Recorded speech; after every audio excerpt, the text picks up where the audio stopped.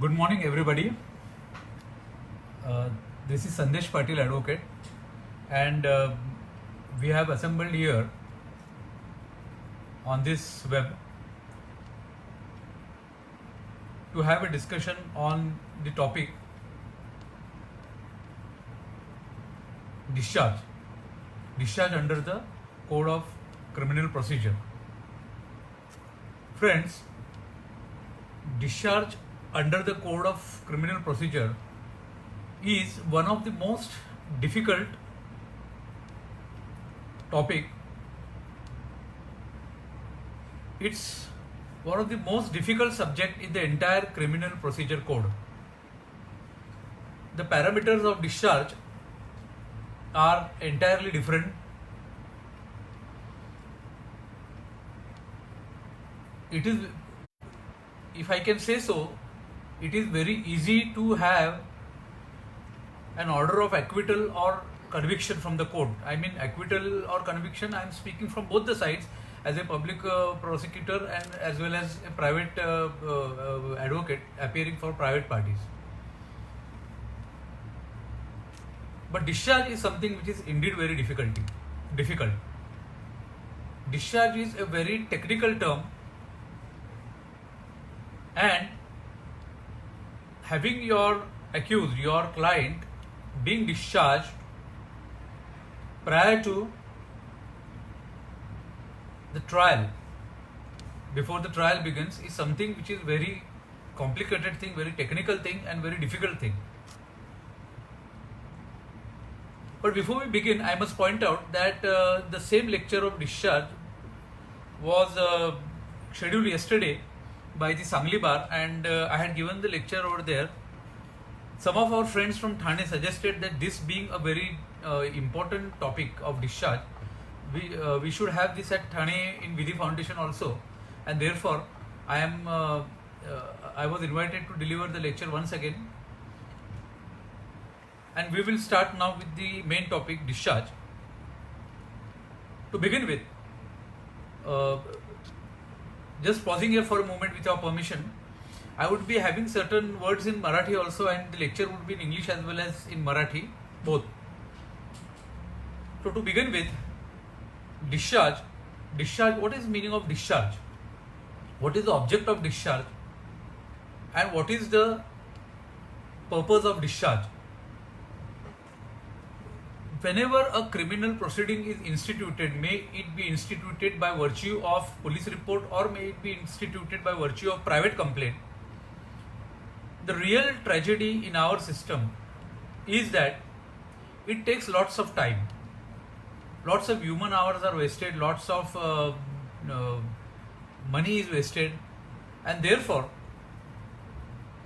legislature had thought it fit to introduce something called as discharge, whereby the accused can, if the case is totally malicious, false, fabricated on the face of it, the accused need not go the ordeal or need not face the ordeal of a long trial. And therefore, it was thought necessary to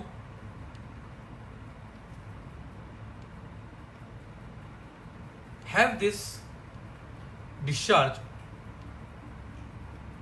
in the books. The object of discharge is manifold. Number one, if you see from the point of view of कोर्टाच्या तुम्ही दृष्टिकोनातून बघितलं तर जर का एखादी व्यक्ती, एखादा अक्यूज असेल ज्याच्या विरुद्ध दादांड खोटे आरोप लावलेले आहेत आणि ती जर व्यक्ती डिस्चार्ज केली जाते तर कोर्टाचा वेळ वाचतो. चांगल्या दुसऱ्या कुठल्या तरी जेन्युइन चांगल्या कामामध्ये त्याला तो वेळ, कोर्टाला तो वेळ डिवोट करता येतो. खऱ्या अर्थी चांगल्या कुठल्या तरी खटल्यामध्ये तो वेळ देता येतो. ही झाली कोर्टाच्या बाजूने. आधीच आपल्या देशामध्ये खटल्यांचं प्रमाण खूप पेंडिंग आहे, त्यामुळे असे जे वाईट खटले जे आहेत ते चुकीच्या मार्गाने दाखल केलेले आहेत, खोटे आहेत, ते निकाली काढून त्याची पेंडन्सी आहे ती कमी करता येते. जर का तुम्ही ते आरोपीच्याकडून बघितलं दृष्टिकोनातून तर तुमच्या लक्षात येईल की आरोपीसाठी ते गरजेचं आहे, कारण आरोपीला दरवेळेला ज्या वेळेला क्रिमिनल प्रोसिडिंग दाखल केले जातात बऱ्याच वेळेला आरोपीला हजर राहावं लागतं. त्याला कधी कधी एक्झम्पशन मिळतं, परंतु बहुतांश वेळेला त्याला ते हजर राहावं लागतं. अशा वेळेला एक त्याचा पैसा, त्याची वेळ आणि त्याची प्रतिष्ठा या तिघांचा अपव्यय होतो. हे करत असताना जर का एखादं खरोखरच चुकीच्या पद्धतीने कोणीतरी किंवा द्वेषापोटी आक्षापोटी एखादा जर खोटी केस दाखल केली असेल तर अशा वेळेला आरोपीच्या दृष्टीने डिस्चार्ज हे फार गरजेचं असं काहीतरी आहे.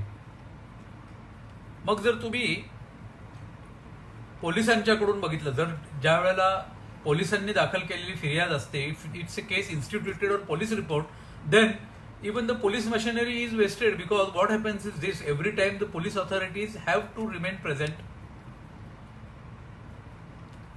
their IO has to remain present, the witnesses have to be procured.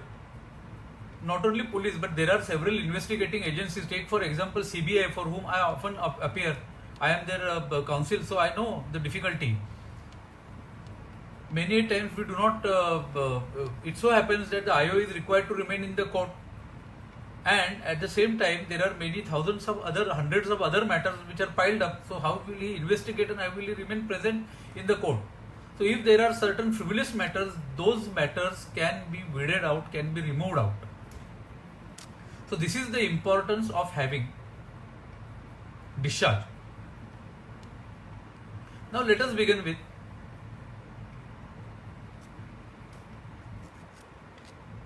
discharge, which is one of the most important. Let us begin with distinction of discharge and acquittal. कारण हे बोलत असताना आपला एक प्रश्न आपल्या मनात आहे की डिस्चार्ज म्हणजे नेमकं काय आहे आणि ॲक्विटल म्हणजे नेमकं काय आहे, या दोघातला फरक काय आहे दोन्ही गोष्टीतला. तर ॲक्विटल म्हणजे काय की ॲक्विटल म्हणजे निर्दोष सुटणे आणि डिस्चार्ज म्हणजे मुक्त होणे, असा हा दोघातला फरक आहे. ज्या वेळेला साक्ष पुराव्याअंती कोर्ट ह्या निष्कर्षास पोचतं की ह्या आरोपीने गुन्हा केलेला नाही आणि त्या आरोपीला सोडून देतं, त्यावेळेला त्या गोष्टीला ॲक्विटल असं म्हटलं जातं. दिस इज कॉल्ड ॲक्विटल. ज्या वेळेला आरोपीला निर्दोष सोडलं जात नाही, परंतु प्रायमा फेशी वरवर प्रथमदर्शनीय पुरावा पाहून लक्षात येतं कोर्टाला की ह्या आरोपीच्या विरुद्ध पुढे जाण्याकरिता कोणत्याही प्रकारे सद्यस्थितीत, आजच्या स्थितीत इव्हिडन्स किंवा पुरावा उपलब्ध नाही, त्यावेळेला त्या आरोपीला मुक्त केलं जातं. त्याला डिस्चार्ज असं म्हटलं जातं. लक्षात ठेवा, दुसरा फरक असा आहे की ॲक्विटल हे म्हणजे ॲक्विटल हे दूरगामी परिणाम आहे त्याचे, हे कायमस्वरूपी आहे. डिस्चार्ज हे कायमस्वरूपी नाही, हा एक दुसरा फरक आहे. तिसरा फरक हे कायमस्वरूपी का आहे, कारण जर का एकदा ॲक्विट केलेला आरोपी असतो, once the accused is acquitted, he cannot be tried again. He cannot be tried again for the same offense. But if a person is discharged and if subsequently some material is gathered against him, then he can be tried again. आरोपीला जर discharge केला असेल आणि जर का मुक्त केलं असेल आणि जर त्याच्या विरुद्ध काही मटेरियल मिळालं, परत ठोस मटेरियल, तर मग त्याला त्याच्या विरुद्ध ट्रायल चालवता येते. हा एक तिसरा फरक आहे. आणि चौथा फरक असा आहे की ॲक्विट केलं म्हणजे याचा अर्थ असा होतो की त्या आरोपीने गुन्हा केलेला नाही, परंतु डिस्चार्ज मध्ये असं सिद्ध होत नाही की त्या व्यक्तीने गुन्हा केला नाही. डिस्चार्जचा अर्थ एवढाच आहे की सद्यस्थितीत त्या आरोपीच्या विरुद्ध जास्त अधिक पुरावा नाही. आता आपण हे करत असताना आपल्या लक्षात येईल की डिस्चार्ज आणि ॲक्विटल हे पूर्णतः वेगळे आहेत. टोटली वेगळ्या प्लेनमध्ये किंवा वेगळ्या आपण म्हणतो ते हॉरिझनमध्ये असतात. मग प्रश्न असा आहे की डिस्चार्ज म्हणजे काय आणि हा कसा दिला जातो आणि वेगवेगळ्या प्रकारे मी तुम्हाला म्हटल्याप्रमाणे हा एक अतिशय क्लिष्ट असा CRPC मध्ये किंवा फौजदारी दंड संहितेतला अतिशय क्लिष्ट असा प्रकार आहे. It's very technical, very difficult and very tricky subject. You have to understand because त्याचं कारण असं आहे की डिस्चार्जचा जो निकष आहे तो प्रत्येक खटल्याप्रमाणे बदलतो, प्रत्येक कोर्टाप्रमाणे बदलतो. Court in the sense sessions court किंवा मॅजिस्ट्रेट कोर्ट. तर हे बघत असताना सर्वप्रथम आपण जाणून घेऊया महत्वाचे दोन फरक आहेत. सगळ्यात पहिली जी गोष्ट आहे ती मॅनर ऑफ इन्स्टिट्यूटिंग प्रोसिडिंग, म्हणजे प्रकरण दाखल करण्याच्या पद्धती. मॅनर ऑफ इन्स्टिट्यूटिंग प्रोसिडिंग, प्रकरण दाखल करण्याच्या पद्धती. तर पहिली पद्धत आहे on police report, proceedings instituted on police report. आणि दुसरी पद्धत आहे proceeding instituted on private complaint. Proceeding instituted on police report म्हणजे 154, त्याला आपण म्हणतो पोलीस अहवालाप्रमाणे दाखल केलेलं आहे प्रकरण. 154 सेक्शन प्रमाणे CRPCचे हे दाखल केलं जातं. आणि प्रायव्हेट कंप्लेंट म्हणजे काय तर खाजगी तक्रार ही सेक्शन 200 मध्ये दाखल केली जाते. आता हा झाला एक ढोबळपणे प्रोसिडिंग इन्स्टिट्यूट कसे केले जातात, प्रकरण कसे दाखल केले जाते. आता ट्रायल, एकदा प्रकरण दाखल केलं की ट्रायलला सुरुवात होते. मग ह्या ट्रायलच्या काही पद्धती आहेत, टाइप्स आहेत आणि ह्या टाइप्सवर depending upon the types of trial there is a difference in the manner, in the mode and in the result of the discharge. तर ह्या टाइप्स ऑफ ट्रायल कोणत्या आहेत आपण बघूया. तर सर्वप्रथम मी आपल्याला रिक्वेस्ट करेन की ह्या 4 टाइप्सची नोंद आपण घ्यावी. आणि या 4 टाइपमध्ये अजून एक सब टाइप आहे. पहिली type types of trial before sessions court. Trial before sessions court, सत्र न्यायालयासमोर चालणारी ट्रायल. दुसरी आहे ट्रायल बिफोर मॅजिस्ट्रेट, म्हणजे न्यायदंडाधिकारी समोर चालणारी ट्रायल. तिसरी आहे ट्रायल बिफोर मॅजिस्ट्रेट. आता मग तुम्ही म्हणाल की दुसऱ्यामध्ये आणि तिसऱ्यामध्ये फरक काय, तर दुसऱ्या आणि तिसऱ्यामध्ये फरक असा आहे की trial before magistrate second number म्हणतात की वॉरंट ट्रायल, आणि trial before magistrate third number refers to summary trial, summons trial, and fourth is summary trial. So there are in all 4 types of trial. 1 trial before session, 2 trial before magistrate, that is into bracket warrant trial, trial before magistrate into bracket summons trial, and trial before magistrate into bracket summary trial. So these are in nutshell the types of trial. Now going back to the second types of trial, that is trial before magistrate, warrant trial. Warrant trial is again divided into 2 different parts. Warrant trial instituted by police report, that first 2 proceedings which we saw, instituted on police report, and second warrant trial instituted on basis of private complaint, that is 154 and 200. So these are in nutshell 2 different trials which are there in warrant trial itself. So let me just recapitulate it. परत एकदा आपण revision करू याची. पहिली आहे sessions trial, दुसरी आहे trial before magistrate, warrant trial. मग ह्याच्यामध्ये 2 पद्धती आहेत. Warrant trial instituted before the magistrate on the basis of police report, आणि warrant trial instituted by the magistrate on the basis of private complaint. तिसरी पद्धत आहे, टाईप आहे trial before the magistrate, summons trial, आणि fourth is trial before the magistrate, summary trial. आता एवढं सगळं बघितल्यानंतर आपल्याला बघायचं आहे की ह्या ट्रायल, हे सगळं देण्याचं कारण असं आहे की ह्या ट्रायलमधला जो फरक आहे, लेट अस अंडरस्टँड, हे ट्रायलमध्ये प्रत्येक ट्रायलमध्ये डिस्चार्जची पद्धत, डिस्चार्जचा प्रकार हा वेगळा आहे.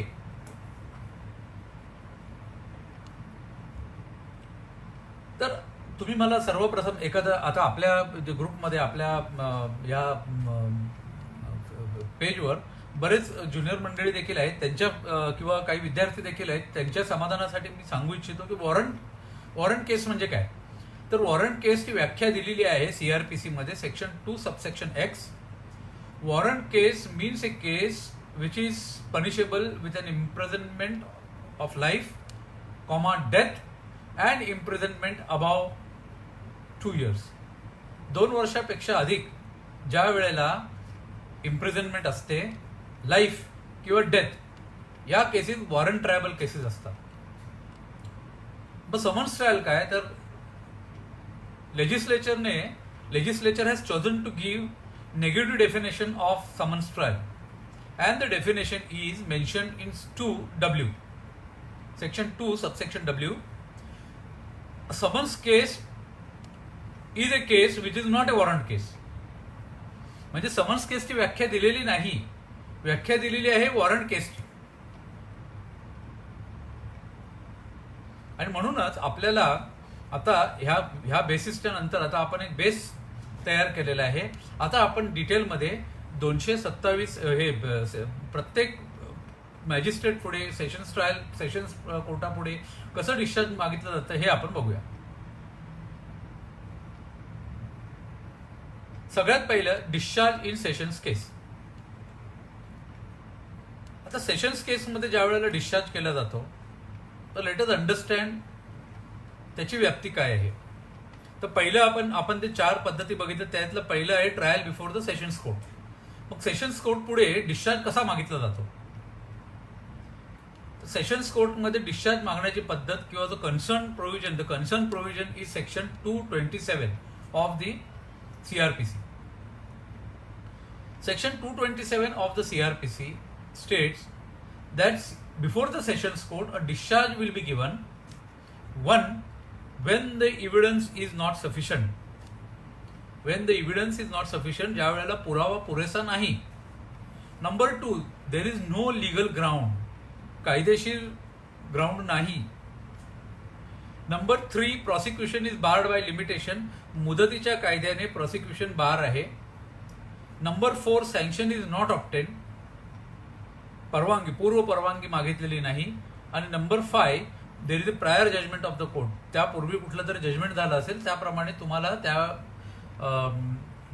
त्या ट्रायलमध्ये किंवा त्या नवीन ट्रायलमध्ये पूर्वीच्या जजमेंटप्रमाणे ट्रायल घेता येत नाही. तर आपण एक एक आता जे आपण हे 5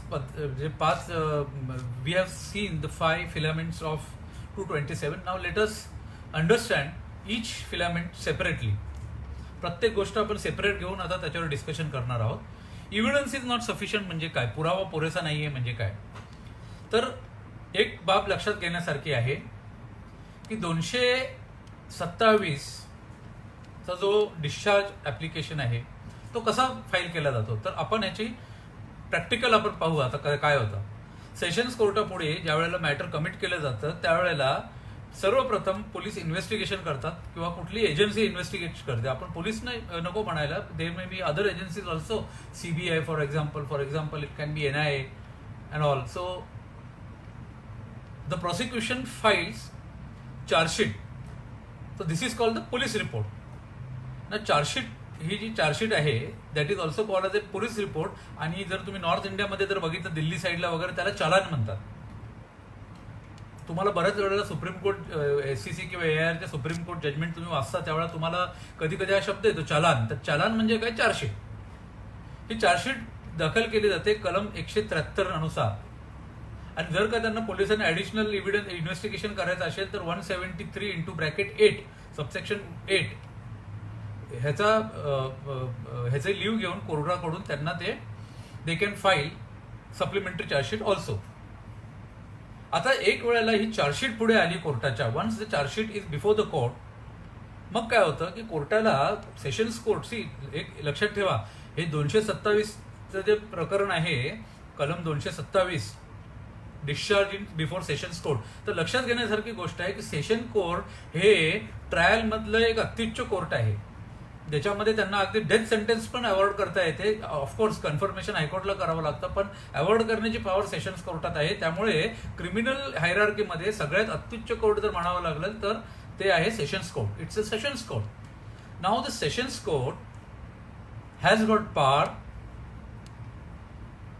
to go through, or in fact the session court should go through the charge sheet and the documents which are annexed along with the charge sheet.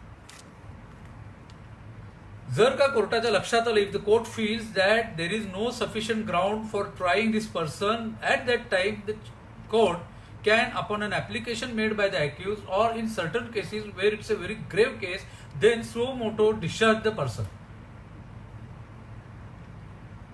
आता हे काय आहे, तर हे डिस्क्रिशन आहे कोर्टाचं, म्हणजे कोर्टाची विवेक बुद्धी वापरायची याच्यामध्ये डिस्क्रिशन आहे. सी, आता या स्टेजला इव्हिडन्स नाही.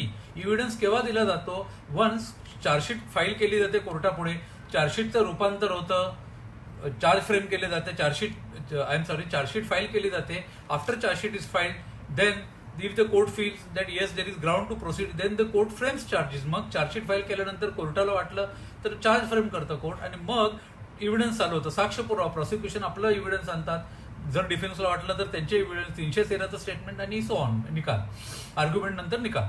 तर अशा प्रकारे जर का त्याच्या आधीच हा इव्हिडन्स चालू व्हायच्या आधीच डिस्क्रिशन का म्हटलंय, कारण इव्हिडन्स नाही आहे कोर्टापुढे, मग काय होतं, तर कोर्टाला आपलं डिस्क्रिशन, आपली विवेक बुद्धी वापरायची असते, आणि ही विवेक बुद्धी चार्जशीटच्या डॉक्युमेंटला अनुसरून वापरायची असते, बाहेरच्या नव्हे.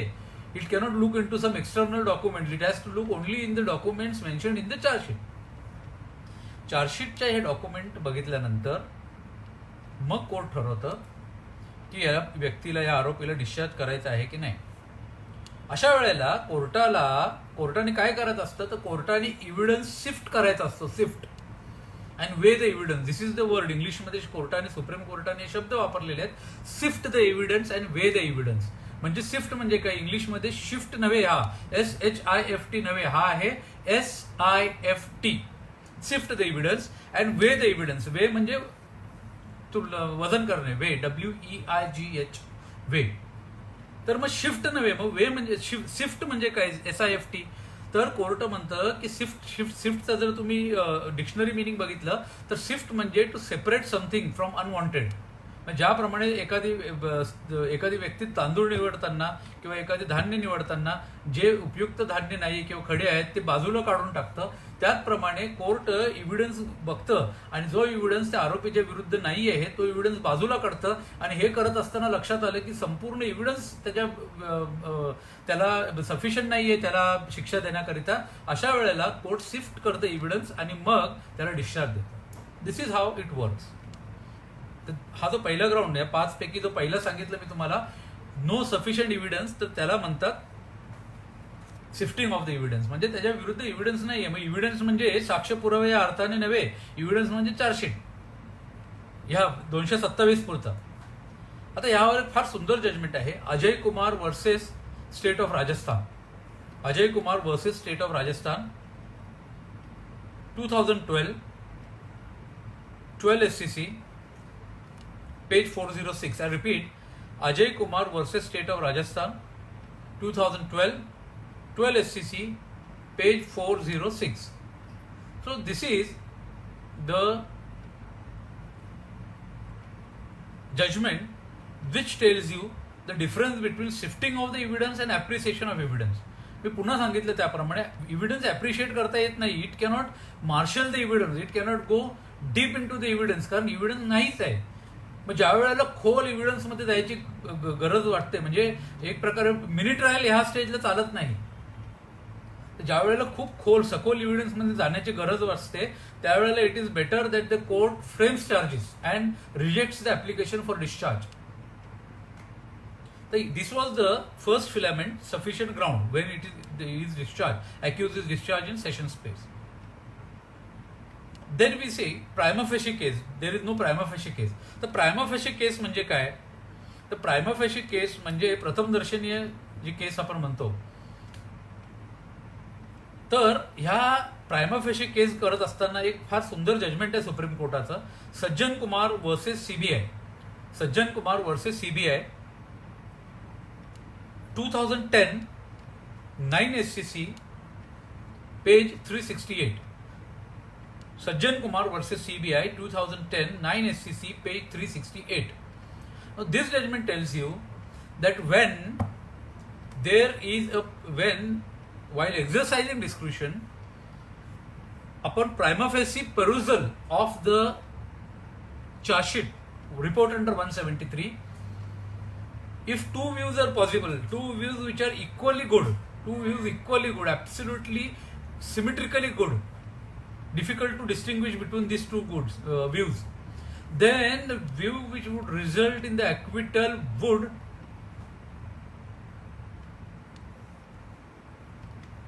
be the view which the court should take. So this is how prima facie case is mentioned. आता हे करत असताना एक छोटीशी खबरदारी घ्यायची आहे. हे जो डिस्चार्ज जो प्रोव्हिजन आहे ना, एक फार सुंदर जजमेंट आहे, state versus Selvi. Please take down this judgment if possible. State versus Selvi याच्यामध्ये 227 चा स्कोप अतिशय सुंदर मेन्शन केलेला, नमूद केलेला आहे सुप्रीम कोर्टाने. State versus Selvi 2018 13 SCC page 455. State versus Selvi 2018 13 SCC page 455. ह्या जजमेंट मध्ये state versus Selvi 2018 13 SCC 455. In this judgment, for the first time, the Honorable Supreme Court has distinguished between grave suspicion and ordinary suspicion. If after considering the charge sheet, that is the report, that is the, तुम्ही ज्याला charge sheet म्हणतात किंवा आपण चलन म्हणतो, जर चलन किंवा चार्ज शीट किंवा रिपोर्ट अंडर 173 हा कन्सिडर केल्यानंतर जर नुसतं सस्पिशन येतं, नुसतं साधं ऑर्डिनरी सस्पिशन, त्यावेळेस court should discharge the person असं म्हटलेलं आहे. But if there is a grave suspicion, म्हणजे जरा ग्रेव्ह म्हणजे गंभीर संशय असेल, तर it is better to frame the charge. तर हे आहे जजमेंट या स्टेट वर्सेस सेल्वी बद्दल. आता अजून एक गोष्ट मगाशी आपण बघितली होती, ती गोष्ट अशी होती की ती अजून एक फॅक्टर होता याच्यामधला. मी आपल्याला डिस्चार्ज बिफोर सेशन्स कोर्टमध्ये सांगितलं की evidence is not sufficient, no legal ground, prima facie case, prosecution barred by limitation, हे तिसरं एक ग्राउंड सांगितलं होतं. तर what is prosecution barred by limitation? म्हणजे मुदतीचा कायदा जो आपण म्हणतो ना, तर हा मुदतीचा कायदा म्हणजे जो लिमिटेशन ऍक्ट आहे ना, तो वेगळा. मुदतीचा कायदा लिमिटेशन ऍक्ट तो कुठे लागतो? रिव्हिजन, अपील वगैरे करण्याकरिता, त्याच्यासाठी हा कायदा आहे मुदतीचा कायदा, limitation act. Bard by limitation हा अभिप्रेत, बार्ड बाय लिमिटेशन मध्ये काय अभिप्रेत आहे? तर बार्ड बाय लिमिटेशन मध्ये कलम सेक्शन 468 अभिप्रेत आहे लेजिस्लेचरला. Legislature wanted to consider section 468 which says that the proceedings when are bar. त्यामध्ये in 468 there is a reference to limitation in CRPC. मग फिफ्थ ग्राउंड आहे, सँक्शन इज नॉट ऑब्टेन, पूर्व परवानगी. म्हणजे you are very well aware की ज्या वेळेला एखादा public servant, for example public सर्वंटच्या विरुद्ध जर एखादा मॅटर जर दाखल करायचं असेल क्रिमिनल प्रोसिडिंग, तर 197 खाली त्याच्या it has to be, sanction has to be obtain. किंवा section 19 of the prevention of corruption act मध्ये जर असेल तर 19 खाली सँक्शन करायचं, ऑब्टेन करायचे असते. किंवा जर तुम्ही एनआय ऍक्ट बघितला, UAP ऍक्ट बघितला, किंवा ताडा बघितला, किंवा मकोका बघितला, तर या सर्व ऍक्टमध्ये सँक्शनची प्रोव्हिजन आहे. तर ज्या वेळेला जर का एखाद्या मॅटरमध्ये सँक्शनच नसेल तर खरं तर पोलीस कॅनॉट फाईल अ चार्जशीट. परंतु दुर्दैवाने एखाद्या पोलिसांनी कुठेतरी किंवा एखाद्या प्रॉसिक्युटिंग एजन्सीनी जर प्रयत्न केला फाईल करायचा, तर court can immediately weed out the matter, dismiss the, discharge the accused, saying that sanction is not there because he is a public servant. किंवा कुठेतरी मुद्दा उपस्थित केला की ही व्यक्ती पब्लिक सर्वंट आहे की नाही, आणि ultimately if it is decided that yes he is public servant and there is no sanction, so for the timing the court can remove the matter and discharge the accuse. And if the sanction is obtain at a later point of time, court can definitely try the accuse once again. तर this is sanction not obtain. And prior judgment of the court. Prior judgment of the court म्हणजे काय की suppose sometimes what happens is this की sometimes there are prior judgments of the court. Prior judgments of the court म्हणजे काय की ज्या वेळेला court एखाद्या मी एक ऍक्ट बघितला होता, seeds act, SEEDS, seeds act म्हणजे बियाणे कायदा आहे ना, त्याच्यामध्ये की आपल्या बॉम्बे हायकोर्टाने एक व्ह्यू घेतलेला आहे की अनलेस अँड अंटिल प्रॉसिक्युशन म्हणजे इन्व्हेस्टिगेशन पण करता येत नाही पोलीस ऑफिसरला unless he obtains permission from the competent authority and the magistrate. तर सपोज आपल्या बॉम्बे हायकोर्टाने व्ह्यू घेतलेला आहे आणि in spite of this view the prosecution continues with the investigation and files chargesheet. तर अशा वेळेला court can discharge the accused saying that no you have not taken sanction. पण पुन्हा मी तुम्हाला जो फरक सांगितला ॲक्विटल अँड डिस्चार्ज मधला, then after obtaining sanction the prosecution can be relaunched against the accused. So this is the difference between acquittal and discharge. आता सगळ्यात महत्त्वाचं म्हणजे काय की मग हे सगळं 227 ची पॉवर का दिलेली आहे. Why this power under 227 is given to the sessions court under the CRPC. See prosecution is always interested in convicting the accused. प्रॉसिक्युशनचा इंटरेस्ट हाच असतो की ज्या व्यक्तीला चार्जशीटमध्ये यांनी आरोपी म्हणवलेले आहे त्या आरोपींना कन्व्हिक्शन झालं पाहिजे ultimately. So this is the interest of the prosecution. But fortunately in our criminal jurisprudence the court is not the mouthpiece of the prosecution. Prosecution काही म्हणो तर कोर्ट हे प्रॉसिक्युशनचं मुखपत्र नाही. म्हणून एक सेलिब्रेटेड जजमेंट आहे ज्याची आपण नोंद घ्यावी. Union of India versus Prafulla Samal. Union of India versus Prafulla Samal, SAML, and the citation is 1979 3 SCC page 4. 1979 3 SCC page 4. Union of India versus Prafull Samal, 1979 3 SCC page 4. In this judgment, the Honorable Apex Court has held that the court is not the mouthpiece of the prosecution agency, and therefore the court has to consider all these things. Prima facie case, evidence is there, sanction is there, whether there are previous judgment barring, and whether it is barred by limitation. And only after coming to a conclusion that none of these impediments, कुठल्याही प्रकारे त्यांच्या आता charge frame करायला काही अडथळा नाही, त्यानंतर the court can go on to frame the charge. आता 227 करत सर्वप्रथम मला काही ह्याच्यावर जजमेंट्स दिसत आहेत, म्हणजे आपले काही मेंबर्स आणि आपले विधी फाउंडेशन टाईप करून पाठवतात. ते आय एम एक्स्ट्रीमली ग्रेटफुल. आणि तुम्ही जे टाईप करताय त्याच्यामुळे सर्व आपल्या बांधवांना और advocate brothers will have benefit out of that. Now very important. आता 227 मधला फार महत्वाचा एक महत्वाची गोष्ट आहे, very important factor of 227. Suppose 227 मध्ये again we will go back now. आपण परत एकदा मागे वळू की चार्जशीट फाईल केली जाते. चार्जशीट मध्ये काय असतं तर all those things which the prosecution feels is against the accused. अॅक्युजच्या विरुद्धचा पुरावा त्या चार्जशीटमध्ये असतो. म्हणजे काय, अॅक्युजच्या बाजूचा पुरावा कधीही चार्जशीटमध्ये नसतो.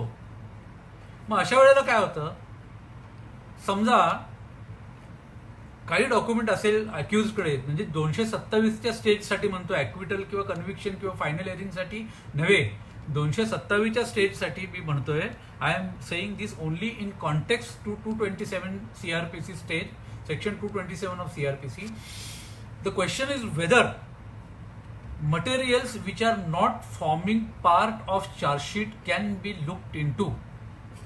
Whether materials not forming parts of charge sheet can be looked into. Charge sheet मध्ये नसलेला मटेरियल कोर्टाला बघता येतं का. तर सर्वप्रथम एक मॅटर जजमेंट दिलं होतं 96 मध्ये. 1996 मध्ये एक व्ह्यू आला होता, सतीश मेहरा वर्सेस दिल्ली ऍडमिनिस्ट्रेशन. 2 जजेस bench, Satish Mehra versus Delhi administration.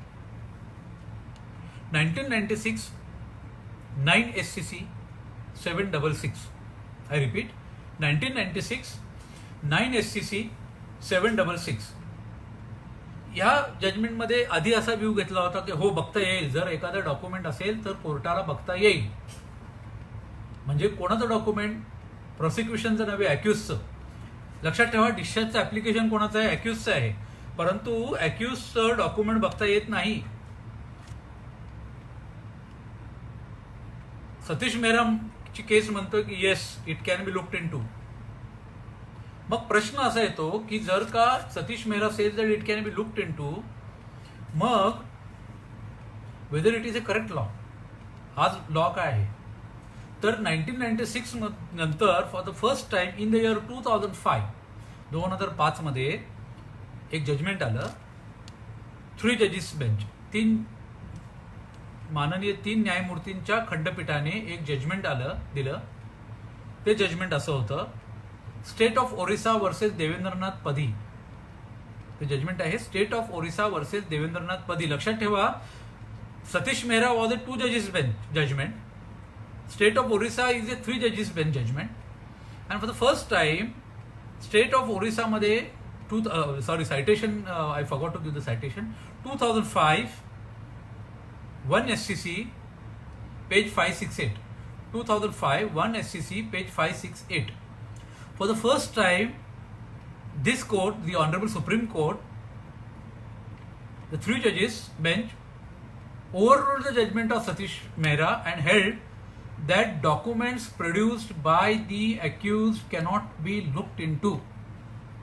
accused म्हणजे आरोपीच्या कडून दाखल केलेली कागदपत्रे वाचता येत नाहीत.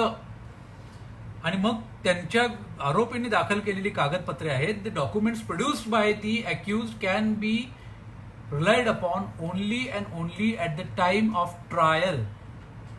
Only and only at the time of trial म्हणजे काय? Why so?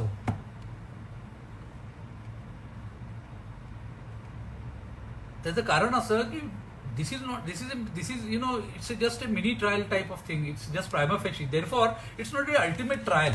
नाहीतर याचा रूपांतर ट्रायलमध्ये, मग ट्रायलमध्ये आणि ह्याच्यामध्ये फरक का राहिला? म्हणून अक्युजचे डॉक्युमेंट बघायचे नाहीत. प्रॉसिक्युशनच्या केस प्रमाणे take the prosecution's case on the face of it, and if nothing can be found then the accused is entitled to discharge. It's not a contested litigation at this time. So this is about whether documents produced by the accused can be looked into. परंतु 2018 मध्ये एक फार interesting केस आली, जी जाणून घेणं आपल्याला फार गरजेचं आहे. आपले जस्टिस उदय ललित साहेबांच्या पुढे एक केस आली होती आणि ती फार इंटरेस्टिंग केस आहे. आणि ती केस अशी आहे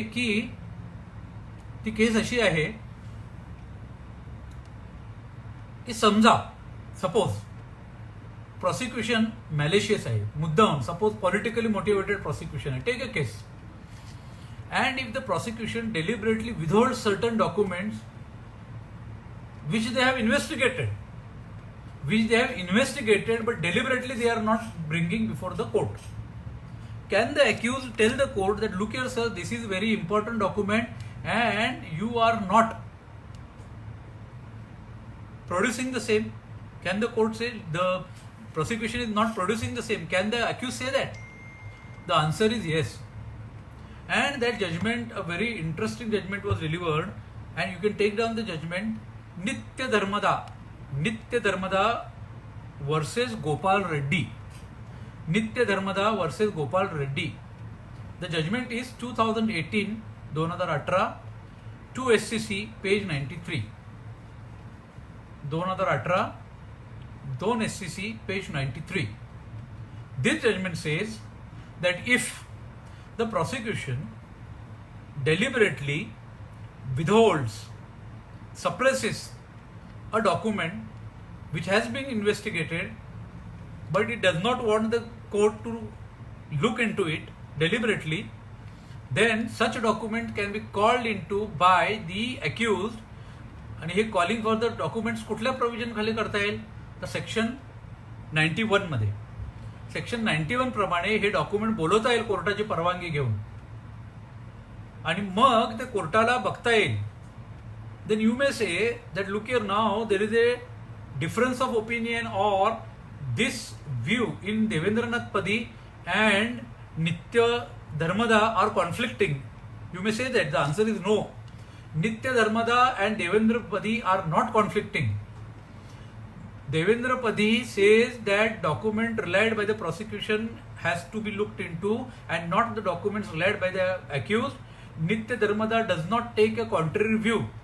Nitya Dharmada only adds that if the document which is investigated by the prosecution is deliberately suppressed, then in very rare and exceptional cases, the document can be called by the magistrate or the sessions judge. The sessions judge, and then it can be looked into. When the magistrate sessions judge calls the document into by resorting to section 91, then it becomes the document of the court. Let us take a concrete example. Samja, take a case 376. There is a offense of rape 376. Now you know that in 376 the accused जो आहे आरोपी, he has also to be medically examined. Take a case where the accused has been medically examined. The आरोपीला medically examined केला आहे, and if it is found, म्हणजे the police took the offender for examination before the doctors, and the doctors give an opinion that this particular offender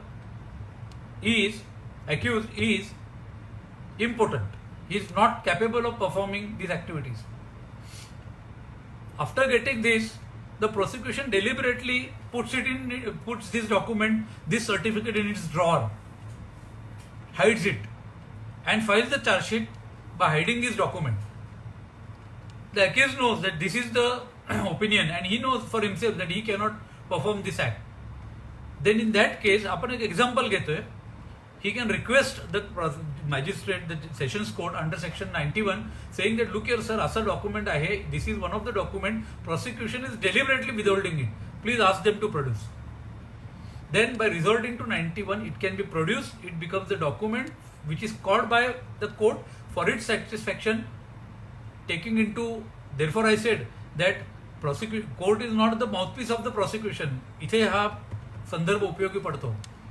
And court will now call the documents by resorting to 91, and once this document is called by resorting to 91, it becomes the document of the court, it becomes the document which the court wants to produce, and therefore there is no conflict between Debendranath Padi and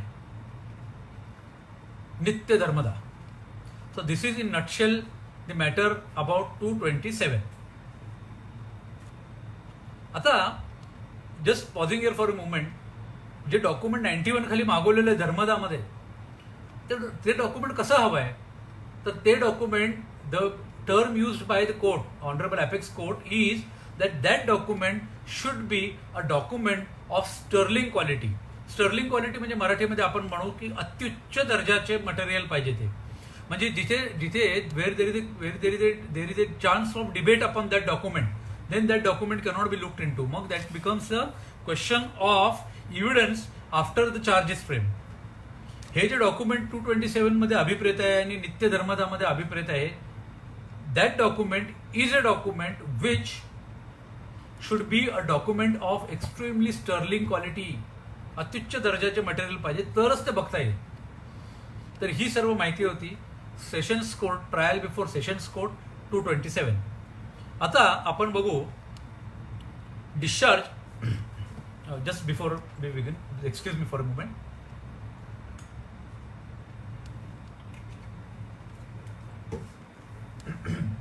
I'm sorry.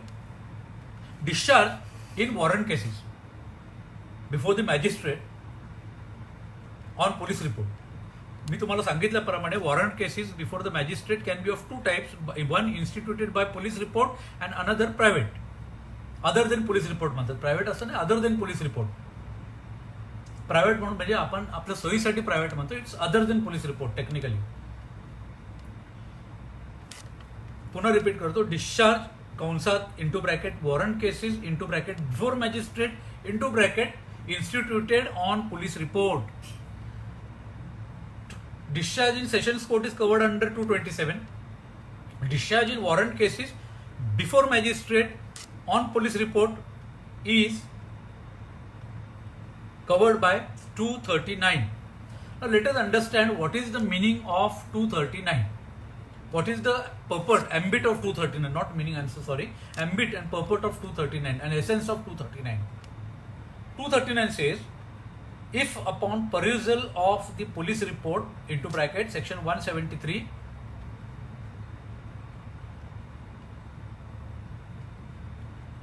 second, considering the documents, third, examination of the accused, fourth, after giving opportunity of being heard, the magistrate feels that the charge cannot be framed, then he has to discharge. म्हणजे essence काय आहे, एक police report पाहायचा, दोन त्याच्यासोबतचे document पाहायचे, number 3 अक्युजला examine करायचं, प्रॉसिक्युशनला examine करायचं, अक्युजला examine करायचं, प्रॉसिक्युशनला एक्झामिन करायचं, ऑपॉर्च्युनिटी द्यायची हिअरिंगची दोघांना, आणि मग डिस्चार्ज करायचं. आता हा फरक लक्षात आला असेल की 227 मध्ये अशा प्रकारे ऑपॉर्च्युनिटी देण्याची वगैरे प्रोव्हिजन नव्हती. ह्याच्यामध्ये या डिस्चार्जमध्ये 239 मध्ये देर इज ए प्रोव्हिजन, आणि हा त्याच्यातला सगळ्यात मोठा फरक आहे. बाकी सर्व जे मटेरियल्स आहेत, parameter, all those parameters which are applicable to 227 same are applicable virtually to 239 also, barring the fact that opportunity of hearing the accused should be given. So this is discharge in warrant cases before the magistrate instituted upon police report. Now the question is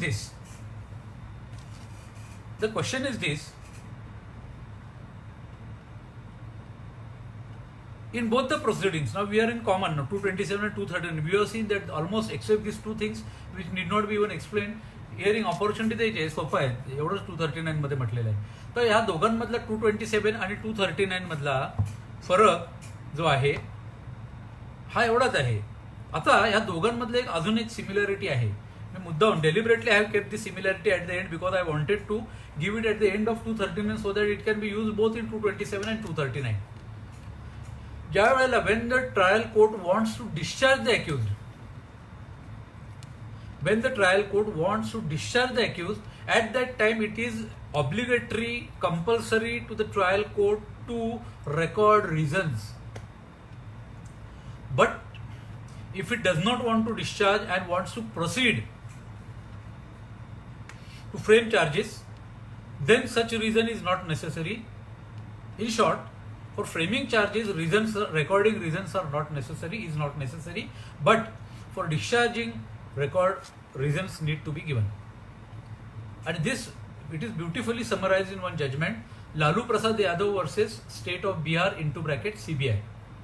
The judgment is Lalu Prasad Yadav into bracket versus State of Bihar into bracket CBI, and the citation is 2007 1 SCC page 49. I repeat, 2007 1 SCC page 49. So this is the judgment which has drawn a rule of law, which has laid down a rule of law that for the purpose of recording, for the purpose of discharging, recording reasons is obligatory. Because तुम्हाला कारण सांगतो, but for the purpose of framing charges, recording reason is not necessary. Because जर का accused discharge झाला तर that matter ends against him permanently. तो रिव्हिजनचा विषय होतो. म्हणजे an order of discharge is a judgment ultimately. आणि जजमेंटची तुम्हाला माहिती आहे सगळ्यांना, I need not explain that. जजमेंटची पहिली रिक्वायरमेंट आहे की there should be it should be speaking order. Tutul Kumar Sen, जर तुम्ही जजमेंट वाचलं जुनं, तुतुल कुमार सेन म्हणून एक जजमेंट आहे which says that reasons are the heart of any judgment, and it gives you, Tutul Kumar says reasons are the heart of judgment, and it gives the higher court an opportunity to know what is passing in the court's mind and how this judgment is arrived at. आणि म्हणूनच ज्या वेळेला accused discharge केला जातो 227 मध्ये, it becomes a judgment, and therefore Lalu Prasad Yadav versus state of Bihar, this judgment says that for discharging reasons are necessary, but for framing charges reasons are not necessary. Framing charges is an interlocutory proceeding. There it doesn't have any impact on the trial, on acquittal or discharge, and therefore it's not a revisable order at all, and therefore reasons are not necessary. Now we deal with the third ambit, discharge in warrant cases by the magistrate. आता हे तिन्ही पहिले common आहेत. What is not common is in proceeding instituted on private other than private complaint or other than police report. Second number आपण काय first we saw prosecution before sessions court 227, prosecution before magistrate court 239, warrant case and instituted on police report 239. आता we are saying discharge in proceedings, in warrant proceedings instituted before magistrate other than police report म्हणजे private cases. So what does this say? And which is the concerned section? The concerned section is section 245 into bracket 1. 245 into bracket 1. Section असा आहे की तो section 245(1) आणि 245(2). 245 subsection 2. तर late us understand 245(1) first. 245(1) says if upon taking evidence of the prosecution of the complainant ह्या याच्यामध्ये under section 244 म्हणजे पहिलं काय करायचं आहे, या अशा प्रकारच्या खटल्यांमध्ये पहिल्यांदा सेशन्स कोर्टा मॅजिस्ट्रेटने कंप्लेनंटची इव्हिडन्स घ्यायचा आहे, कंप्लेनंटचा इव्हिडन्स घ्यायचा आहे, कंप्लेनंटची साक्ष घ्यायची आहे, त्याला क्रॉस एक्झामिन केलं जाईल. He shall be cross examine and if the magistrate after considering the evidence brought by the complainant feels that there is no case made out, he can discharge. हे कशात म्हटलेलं आहे 245 सबसेक्शन 1 मध्ये. पण त्याच्यात नेमकं वेगळं विपरीत उलट म्हटलेलं आहे 245(2) मध्ये. 245(2) says nothing in this foregoing section shall prevent magistrate from discharging accused at any previous stage. फार इंटरेस्टिंग आहे. 245(2) म्हणतं की कुठल्याही याच्यापेक्षा म्हणजे 245(1) मध्ये म्हटलेलं काय की 244 मध्ये साक्ष घ्यायची, एव्हिडन्स घ्यायचा आणि thereafter taking evidence he shall be discharge if it is found that no case is made out. But 245(2) says nothing mentioned in 245(1) shall prevent a magistrate from discharging a person at any previous stage. Then the question will be, which is this previous stage? So now let us go deep into the private cases.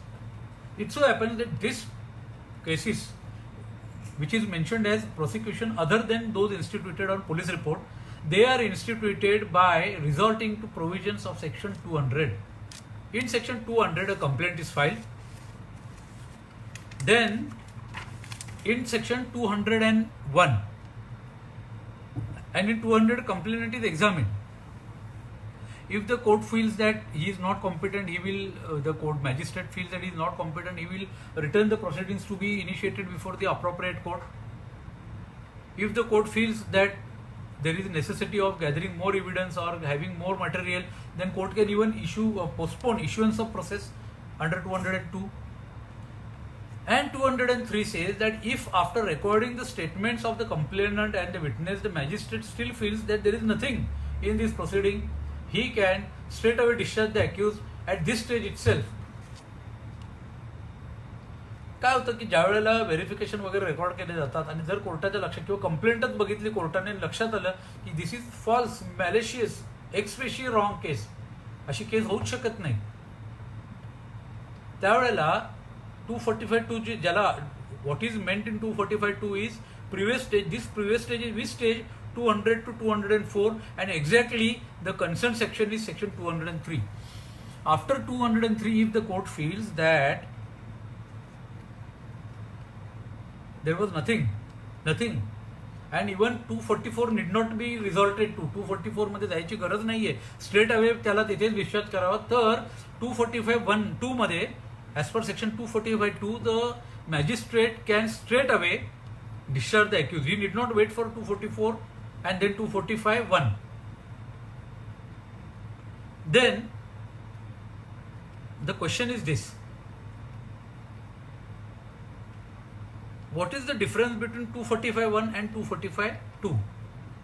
The basic difference is this: in 245(1) the magistrate has got opportunity of looking into the evidence of the prosecution of the complainant, whereas in 245(2) there is no question of considering the evidence. There is no question of considering the evidence, and the magistrate will straight away dismiss the complaint on the ground that there is nothing in this complaint. Evidence is not necessary. So this is the basic difference. 245(1) magistrate has opportunity of advantage of looking into the evidence, and 244(2) there is no question of considering the evidence.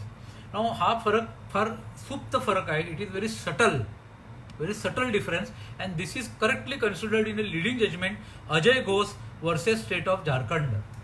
Please see Ajay Ghosh versus State of Jharkhand, and the concerned judgment is AIR 2009. Citation is AIR 2009, Supreme Court 282. AIR 2009, Supreme Court 282, Ajay Ghosh versus State of Jharkhand. In this judgment, a detailed mention about what is the difference into 244(1) and 245(1) and 245(2) is mentioned. And lastly, when we are now, this is to sum up, this is everything about discharge. This was a lecture of 1 hour, and we have completed exactly our topic within 1 hour.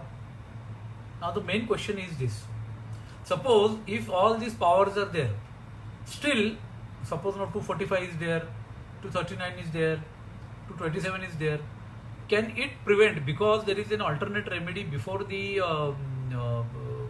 trial court, can it prevent the High Court from exercising power under Section 482?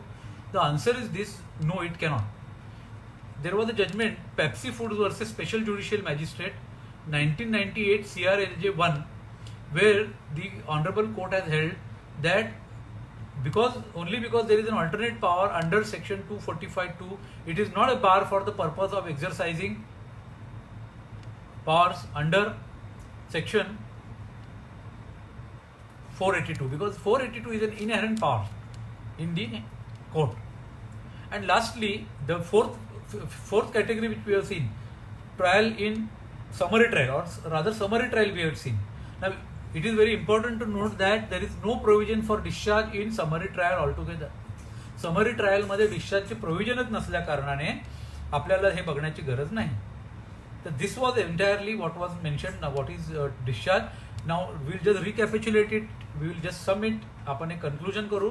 Conclusion असा आहे की discharge is a very rare phenomenon. It can be exercised in rare case. It can be exercised. It is not a substitute for trial. It is not equal to acquittal. There is a difference between discharge and acquittal. Discharge depends upon court to court, case to case, and type of cases. It is different in sessions case where the discharge is obtained under 227. It is different in warrant case by magistrate where the magistrate which is an offence which is instituted on police report. Different in trial before the magistrate warrant cases other than police report, and it is different in the matter in it is different in summary. With summary there is no provision itself, and thus we conclude that discharge is something which is very helpful. It is there in the legislature because it helps the court to weed out unwanted, frivolous and malicious prosecution. I am really grateful for the members of Vidhi Foundation, as they have given me an opportunity of presenting this topic, and I declare that, and I thank you all that the lecture. Thank you all for giving me this opportunity. I declare that this lecture is over. There is an important announcement. On 16th May at 6 p.m. Advocate Gauri Jadhav will deliver a lecture on forest law in India. Thank you so much once again. Thank you all.